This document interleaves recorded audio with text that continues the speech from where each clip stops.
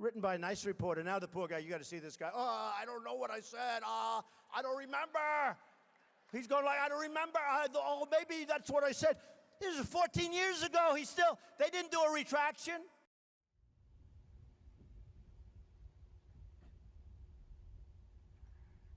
Donald Trump was the best president we could have asked for in bringing out the worst in this nation. We've never been more divided in modern history. We are lost amidst a roiling sea, sealed off in impenetrable bubbles. Every pocket of the populace assured that the others are too disoriented to know which way is up, which way to go to break the surface.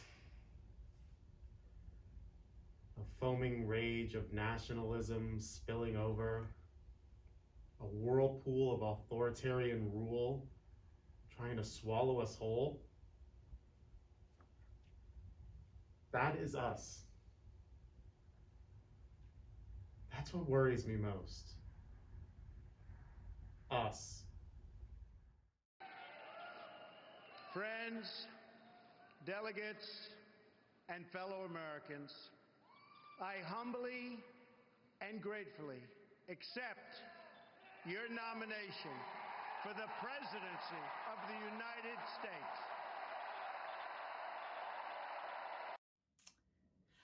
You know we hate your guts, and I know you don't have to be told twice because we already know you don't listen. So, this is for your sycophants who take the shape of forgotten high school friends, my quiet university friends, my bloodline. Yeah, I hate you too. My mama taught me that hate was a strong word, but I mean every bit of it. You may be able to act the way you do because you have the privilege of not being directly affected, but my brothers and sisters are screaming, hurting, bleeding, dying because of you. To my trans brothers and sisters, stripped of their rights as Americans, I see you. I vote for you. To my sisters, afraid to access their health care because their bodies are grounds for policy making now, I see you. I vote for you. To my siblings in the LGBTQ+, who scream into the void that their existence is forever, I see you. I vote for you. To my Black, Indigenous, people of color, brothers and sisters, whose voices have been rubbed raw from centuries of screaming to deaf ears, I see you. I vote for you. And to my grandparents, on both sides, who voted for a re-election this year, I see you. And never forget that I see you, because I will never forget your blindness. And this is not for me, it's for them. Donald J. Trump is calling for a total and complete shutdown of Muslims entering the United States until our country's representatives can figure out what the hell is going on.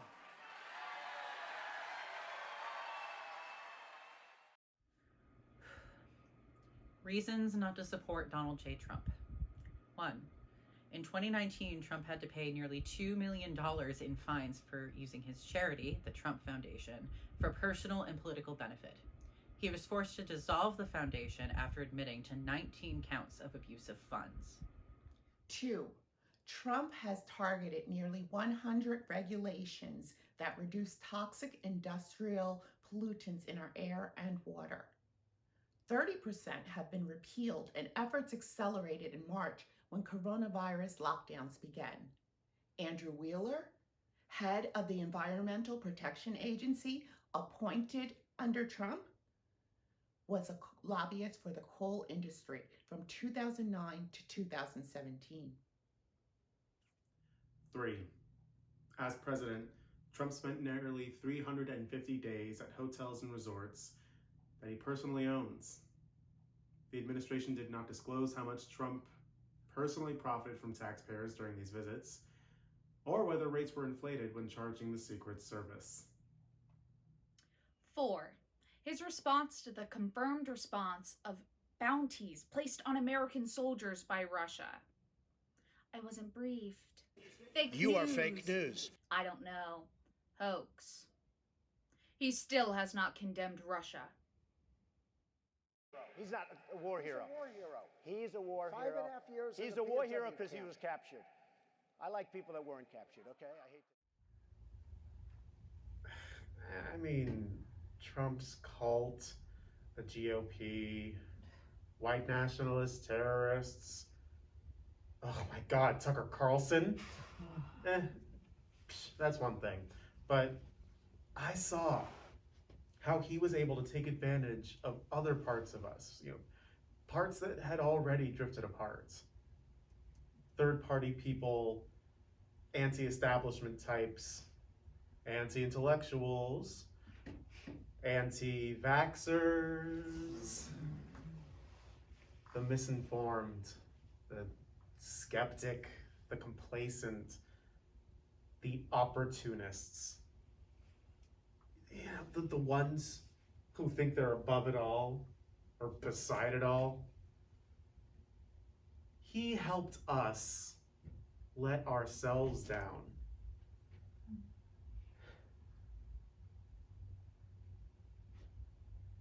He showed to us just how much we have strayed from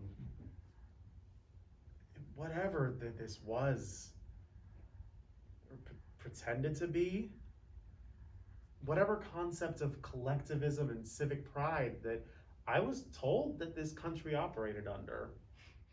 Loyal people. Did you ever see that? Where I could stand in the middle of Fifth Avenue and shoot somebody and I wouldn't lose any voters, okay? It's like incredible.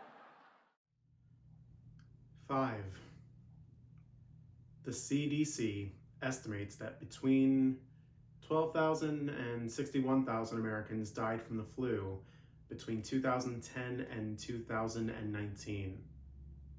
COVID-19 has killed 230,000 534,000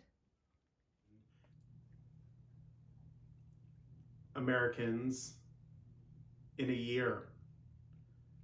Trump's plan was to avoid testing, restrict the release of data, silence medical experts, promote victory because the death count wasn't higher. 6. 12 million Americans are facing eviction due to historic unemployment rates brought on by the pandemic that Trump claimed, like a miracle, will disappear. Even with a state or federal pause on evictions, many tenants still unemployed will be responsible for unpaid back rent. 7. Stephen Miller is Trump's senior advisor and speechwriter. He is considered an extremist due to his connection to white nationalist groups and regularly incorporated their ideologies. He is the one responsible for the travel ban, family separation policy, and ending DACA. His goal is to preserve white supremacy and end all forms of immigration. 8. Family separation has been weaponized in the U.S. periodically, from the slavery of African Americans to Japanese internment camps in World War II, to today, where we have children in cages separated from their parents. Trump could have ended the policy of separating families seeking asylum. Instead, he mandated separations, increased criminal penalties, hid data, and denied the policy existed. The flawed tracking system left hundreds of families unable to reunite, and in many cases, parents who had been deported without their children. Together, we will make America great again. There are a lot of unforgivable things. Too many unforgivable things to enumerate. So I'll pick just one of those things I can never forgive. The separation of children, even nursing babies from their families at the border and putting them in cages without proper food or health care. Children dirty, scared, and hungry, made to sleep on concrete floors in frigid conditions with the lights always on. Going without soap or toothpaste or a place to wash their hands or shower. Unprotected against a slew of illnesses. Teen girls groped during pat-downs, women sterilized against their will. Then, the administration just losing track of children and losing track of parents so they can't be reunited.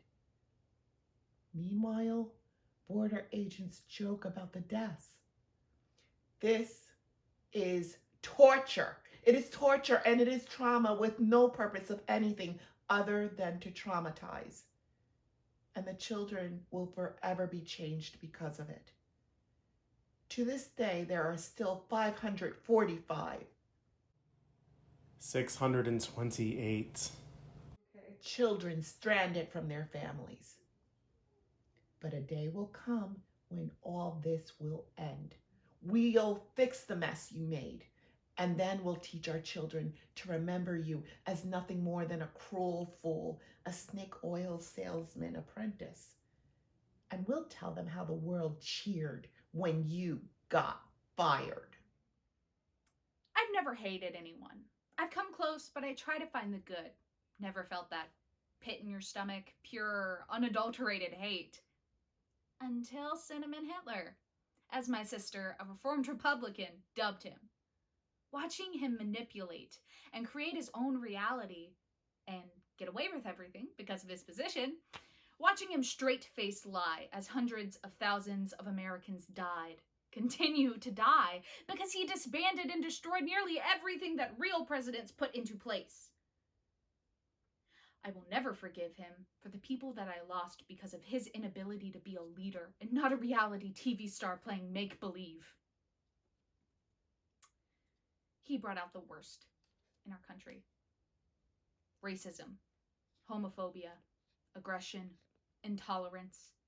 Yes, it's all been there before, but this con man made it acceptable. Put the match to gasoline and laughed from his throne as his country became incendiary. Thinking of his comb-over and garish orange makeup face literally causes acid reflux and panic attacks. That voice paired with a condescending smirk, ooh, I can only handle it for so long before I'm flipping the bird of my TV and reaching for the mute button on my remote. When he first got COVID, my first reaction was, liar, sympathy vote. My second was, I truly don't care. I hope he gains empathy. It sinks in how serious this all is, but no such luck. I've never really been terribly involved in politics. He made me get involved. 2020 will go down in history books, at least in my house, for the year that Trump became both a verb and an adjective. I've had a Trumpy day. Trump you. Go Trump yourself. God, Trump. Before 2020, the color orange was citrus. It was tangerines and clementines. It was tart and sweet. Orange was the color of street lamps at midnight.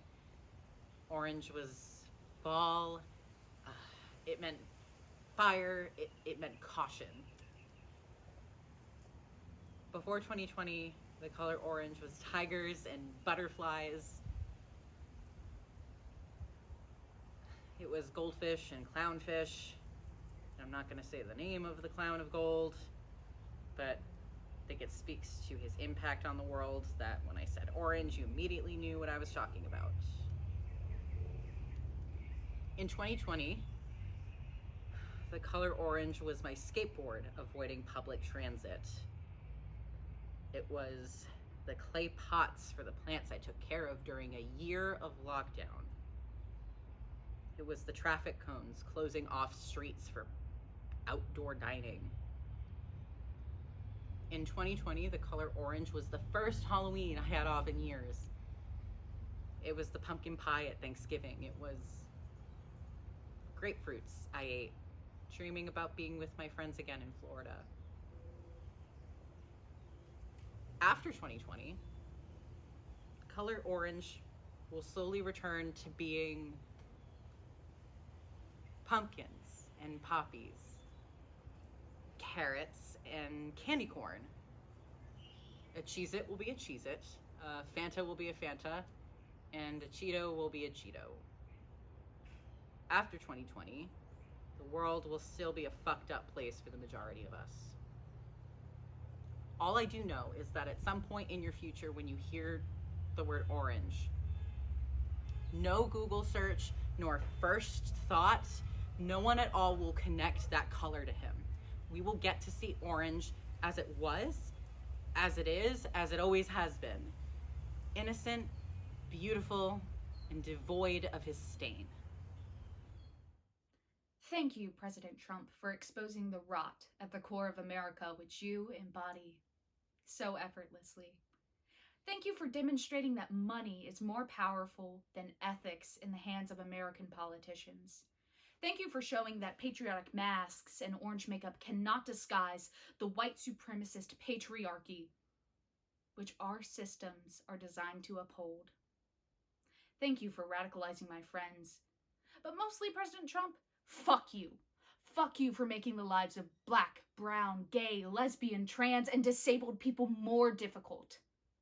Fuck you for letting us starve and die as you get extra helpings of cake and the best medical care that tax dollars can buy. Fuck you for, you know what, just fuck you, you piece of shit. You good?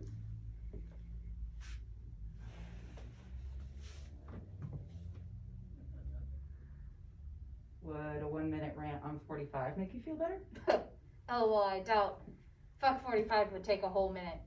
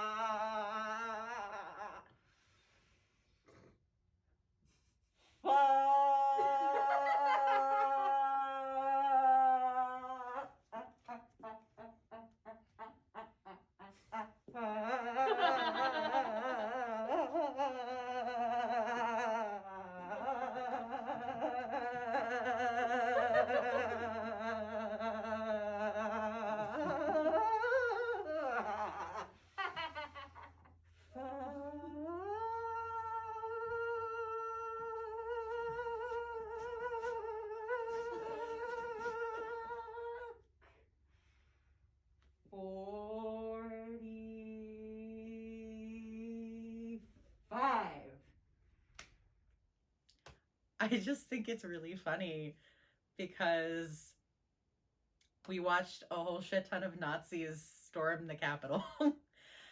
And all of these senators and MSNBC and shit are like, this is an assault on democracy. This endangers the ideals of our great nation. Even though, like, our nation isn't that great. The ideas aren't that great. They're made by dudes who owned people. And, like, also, you can't hurt ideas. They don't bleed. You can't kill ideas. Watch V for Vendetta. Like, that's not how that works. Also, like, I think they're focusing on the wrong thing. We literally almost watched a snuff film of the Squad. And that literally would have been what they were after. So, like, I don't give a shit. Oh, okay. A part of me does imagine that it was all his doing. I mean, from the day he came down that escalator, shit has been on a whole nother level of weird, right? Right? What the hell was that? It was like he was leading us down into hell or something. Look, I'm not saying that I truly believe he's the Antichrist. I'm just saying if there was an Antichrist, and if there was ever any one person who fit all of the descriptions across all of time.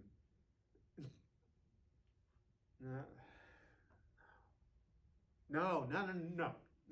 We want it to be that easy. Yeah, that's that complacency, that skepticism. Oh, no. It was nothing in us that was wrong. It was just him. It was just that devil.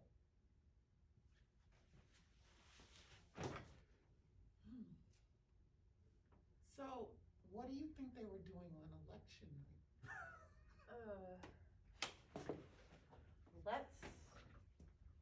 fun exercise.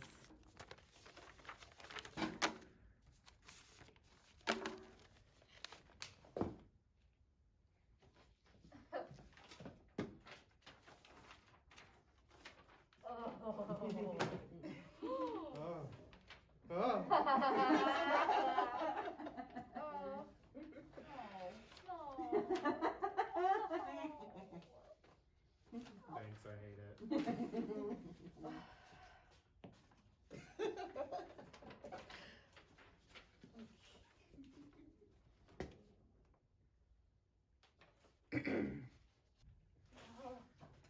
What happened in the White House last night?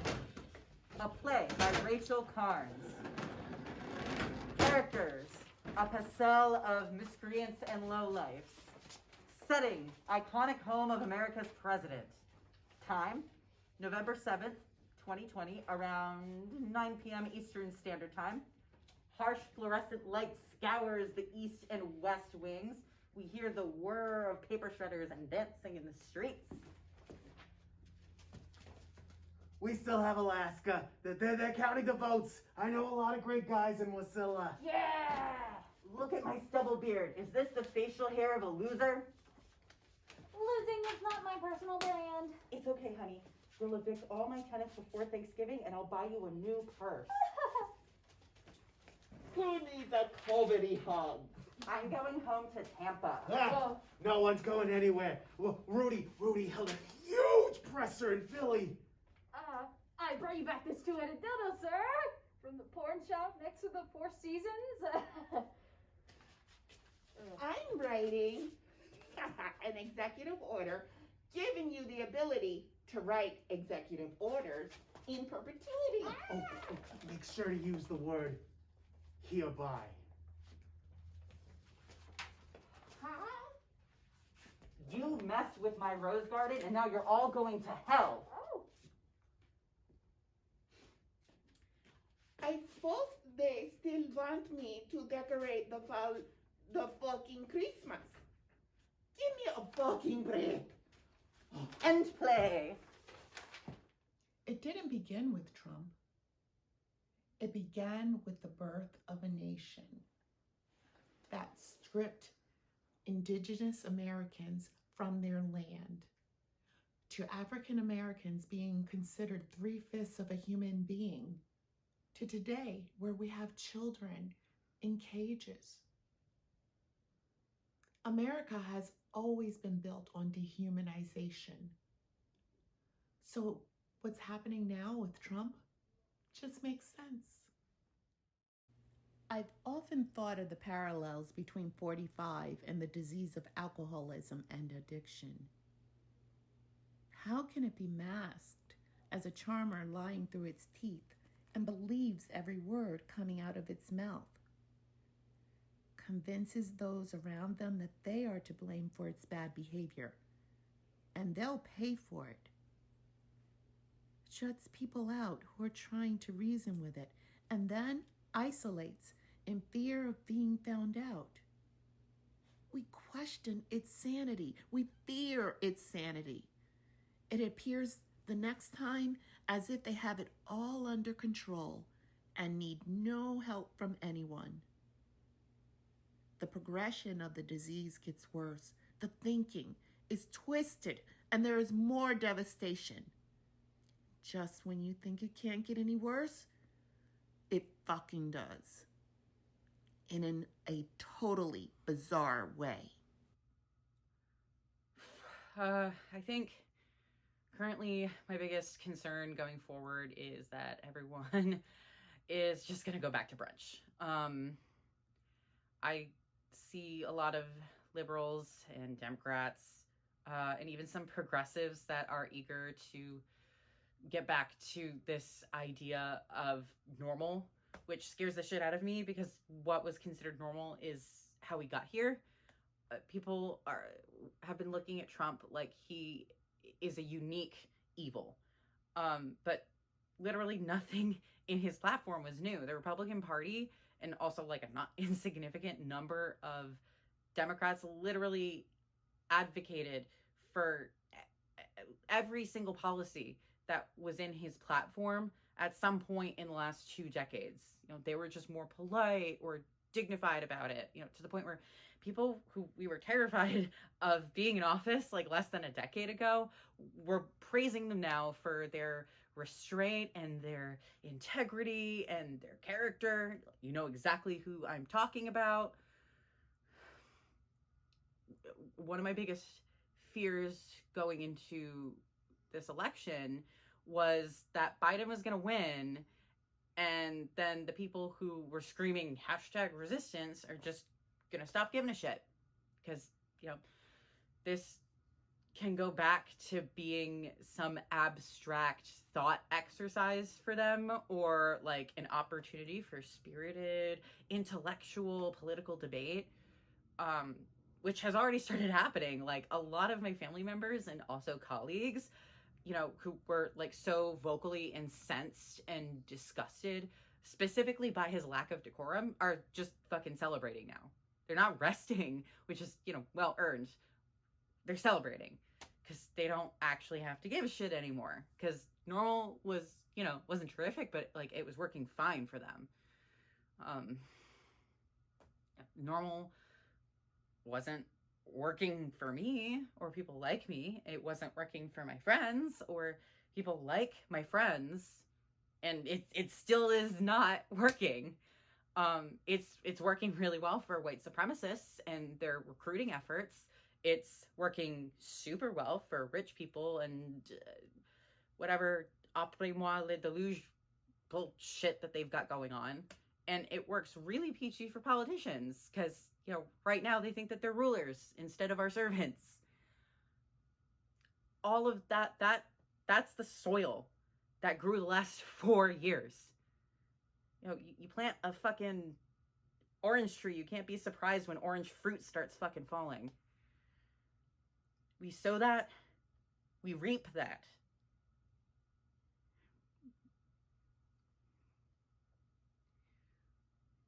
My biggest fear right now is people just aren't going to learn.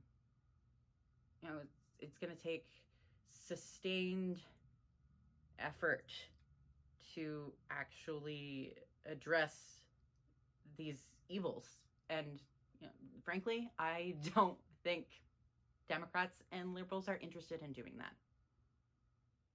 What I do remember about the 60s is my first time voting for president, John F. Kennedy, and sadly his assassination. Other than the perpetual actions of those forever white extremists around since the birth of this nation to shatter rather than share it, I can't think of anything that would have prepared us in the 60s for them committing sedition, attacking the nation's capital. Okay, so the concept of repentance in Judaism is called teshuvah, which translates literally to return, which is fitting because the concept, the word sin literally translates to sort of like missing the mark on something. So a return can sort of be conceived as a return to the righteous path or whatever. Our conception of repentance is really, really different from Christianity. And you can definitely see it in moments like this where people are demanding unity and reconciliation. Those demands, I think, are really reflective of the hegemonic Christianity that we swim in. For one thing, teshuvah is really not concerned with forgiveness. It's concerned with repentance. It's concerned with repair.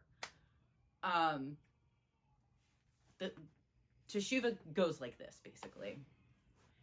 You have to feel remorse for whatever you did. You have to express that remorse. You have to apologize for what you did. You have to acknowledge that what you did was wrong. You have to take steps to repair the consequences in the harm brought by those wrongful actions, sometimes in the form of restitution. There's literally sections of the Talmud that are going into financial compensation for when you hurt somebody. And then you have to not do that thing again when given the opportunity. And those are basically what teshuva is. You acknowledge what you did was fucked up. You fix what you fucked up. You don't fuck up again. Forgiveness isn't a step in there, really, because that has to do with the other person, which is, I think, really different from Christianity, because forgiveness is conceived simultaneously as a necessary step for a person to be absolved, and it's also an imposition on the wronged party, because forgiveness is treated as this inevitable reward for regret and remorse, which I think is very entitled, but, you know. I think that teshuva is actually a better way to frame maybe what's going on right now with this push for unity and coming together, you know, fucking Springsteen and his reunited states or whatever horseshit. I think it's freeing to both parties in a couple different ways. One, if you're the wrong party, say that you're, you know, a terrible person, you did something fucked up, like you voted for Trump, you did that the first time around, you realize you fucked up, spaghetti-o, and you vote for Biden or Sanders or whatever the second time around. Objectively, you practiced a little bit of teshuva. Maybe you publicly acknowledge that what you did was wrong. You started taking steps to try to fix the consequences of what you did wrong. And then given the opportunity, you didn't do it again. You've practiced teshuva. Objectively, you were better doing that than you were before when you did it. You became a better person. And my forgiveness didn't have anything to do with that. My forgiveness was not the arbiter of whether you got better. You did. That's how that shit works. So that's freeing to you. You don't need to rely on me to become better. That's all on you. It's also freeing to me, because you can do all of that and I still don't have to forgive you.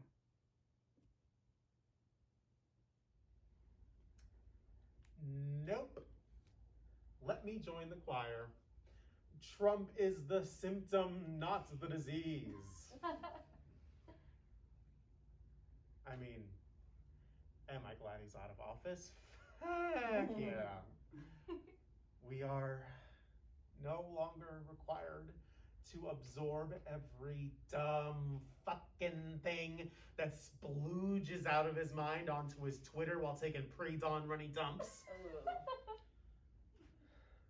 But there are still 74,233,744 Americans who, after everything, still voted for him last year. And we're still in bubbles. Oh, and white nationalism isn't dead. In fact, they were so emboldened and validated and supported by the highest office in the land that they confidently took that land by force and walked out alive. That's very concerning. I mean, Trump isn't in power, but MAGA still is. It is the Republican Party. It's their platform. It's their most influential base.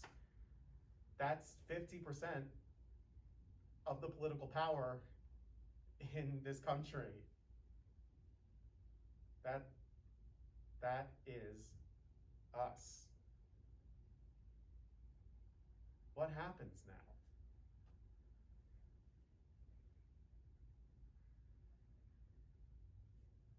Did you know that if you take a glass of distilled water and you place it in a microwave, it'll reach a boiling point but you will never see it. It gets to a place where it's superheated, but you don't see any bubbles. It's just still. All you need is something or someone to disturb it, and the whole thing boils at once, all the bubbles burst, the whole thing explodes.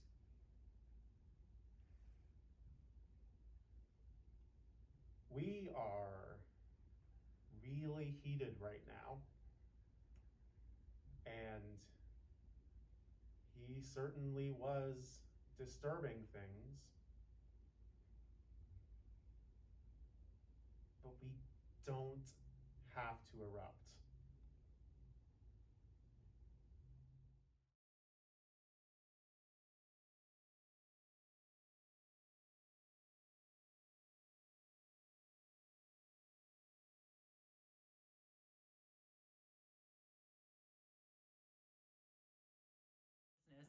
But I mean, fitting. Yeah, no, I wish there was a way for me to like look into camera and be like, hey, this isn't just about him. I know that the project is named after him, but it's not just about him. It did not start with him, will not end with him. I mean, you just did that. So. Oh. You did. You looked in the camera and said it. So. Oh, I did do that.